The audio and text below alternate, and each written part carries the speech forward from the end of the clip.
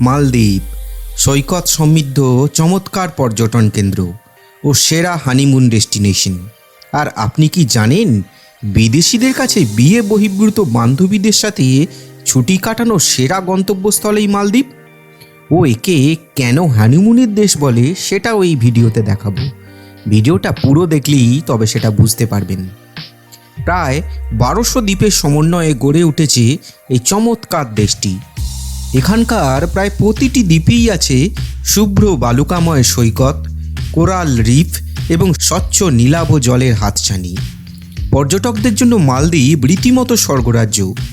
মালদ্বীপ প্রতিষ্ঠিত হয়েছিল একজন নির্বাসিত রাজা দ্বারা। কলিঙ্গের রাজা ও তার ছেলে আদিত্যর ওপর রেগে গিয়ে রাজা তাকে মালদ্বীপে নির্বাসন দেন। এরপর রাজা আদিত্য সেখানে তার সাম্রাজ্য প্রতিষ্ঠা করেন। মালদ্বীপ পৃথিবীর মধ্যে সব থেকে নিচু ও সবচাইতে সমতল ভূমি।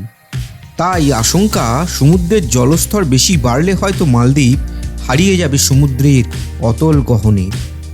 এই এশিয়ার সব থেকে ছোট দেশ মালদ্বীপকে বিধাতা যেন দুহাত ভরে সাজিয়েছেন।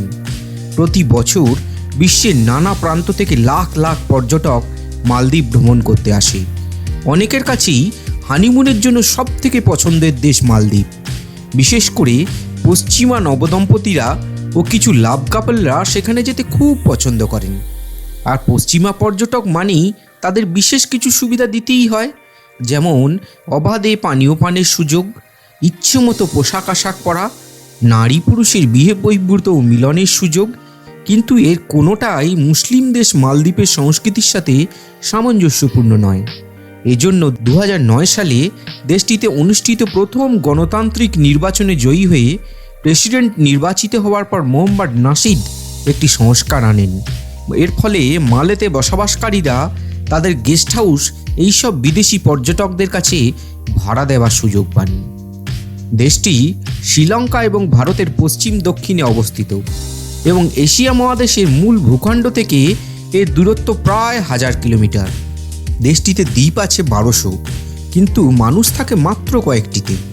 রাজধানী মালে বাদে জনবসতি রয়েছে এমন দ্বীপগুলোতে অল্প সময়ের জন্য যাওয়ার অনুমতি পাওয়া যায়।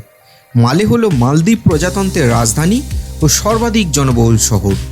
মালদ্বীপের প্রধান আকর্ষণগুলোর মধ্যে একটা হলো ইথা আন্ডার সি রেস্টুরেন্ট, যা সমুদ্রের 6 মিটার গভীরে স্বচ্ছ গ্লাস দিয়ে নির্মিত। এই রেস্টুরেন্টে একসাথে 12 জন অতিথি বসা যায়। এখানে সুস্বাদু খাবার খাওয়ার পাশাপাশি স্বচ্ছ কাঁচ দিয়ে দেখতে পাবেন আপনি বিভিন্ন মাছ আপনার চোখের সামনে যেন ঘুরে বেড়াচ্ছে। এই রেস্টুরেন্টে সবচেয়ে কম মূল্যে লাঞ্চ করার জন্য আপনাকে খরচ করতে হবে প্রায় $200। মালদ্বীপ ঘুরতে গেলে অবশ্যই ভাদহু দ্বীপে যেতে ভুলবেন না, কারণ সূর্যাস্ত যাওয়ার পরে ঢেউয়ের তালে তালে জলজল করতে থাকে এ দ্বীপের বালুময় সমুদ্র সৈকত। সমুদ্রের জল থেকে বিচ্ছুরিত হয় অদ্ভুত এক আলো। সে এক অসাধারণ দৃশ্য, যা দেখে চোখ বিস্ময়ে আটকে থাকবে আপনার। অবাক হচ্ছেন নিশ্চয় যে এটা কিভাবে সম্ভব। আসলে ফাইটোপ্ল্যাঙ্কটন নামে এক অতি ক্ষুদ্র প্রাণী এই ধরনের আলো তৈরি করে। এরা অন্ধকারে জ্বলতে থাকে এবং জলের সাথে মিশিয়ে এক অদ্ভুত সুন্দর আলো সৃষ্টি করে। এই সমুদ্র সৈকতে এক রাত কাটালে অবশ্যই মনে হবে স্বর্গের রূপ কিছুটা হলেও আপনার চোখের সামনে হাতছানি দিচ্ছে। এছাড়া হলুমালে দ্বীপ মালদ্বীপের আর একটা অন্যতম সুন্দর দ্বীপ। মালদ্বীপ এয়ারপোর্ট থেকে একদম কাছাকাছি এই দ্বীপ শহরটি। হলুমালে দ্বীপ থেকে অন্য যে কোনো দ্বীপে সহজেই যাওয়া যায়। এ দ্বীপে গেলে আপনার মনে হবে সাগরকোনা মালদ্বীপ আপনাকে দুহাত বাড়িয়ে ডাকছে তার অপার সৌন্দর্য উপভোগ করার জন্য। বিশাল জলরাশি, সমুদ্রের গর্জন, নির্মল বায়ুপ্রবাহ পর্যটকদের অশান্ত মনকে এখানে শান্ত করে দেয়। আপনি যদি বিচ প্যালেস হোটেলে থাকেন তবে সমুদ্র সৈকত দারুণভাবে উপভোগ করতে পারবেন। আর যদি সাগরের নিচে স্কুবা ডাইভিং করতে চান তাহলে হলুমালে বিচ প্যালেস থেকে 5-7 মিনিট হাঁটলেই একটা ডাইভিং ক্লাব পেয়ে যাবেন। মালদ্বীপের আরেকটি জনপ্রিয় আইল্যান্ড হলো বান্দোস আইল্যান্ড রিসর্ট। হলুমালে থেকে বান্দোস আইল্যান্ডে যেতে স্পিডবোটে সময় লাগে মাত্র 40 minute. Snorkelling, deep sea diving, surfing ইত্যাদি অ্যাক্টিভিটির জন্য এই দ্বীপটা প্রচণ্ড জনপ্রিয়।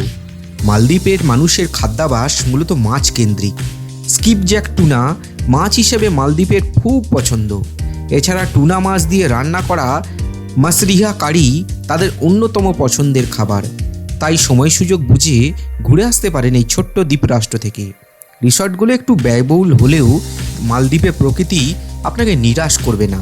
বান্ধবী বা স্ত্রী যেই হোক না কেন, এখানে আসার পরে সৌন্দর্যে চোখ ভরানোর পর মনে মনে অবশ্যই আপনি বলতে বাধ্য হবেন, পয়সা উসুল। আশা রাখছি ভিডিওটি আপনাদের ভালো লাগলো। সেটা অবশ্যই মতামত দিয়ে কমেন্ট বক্সে লিখবেন।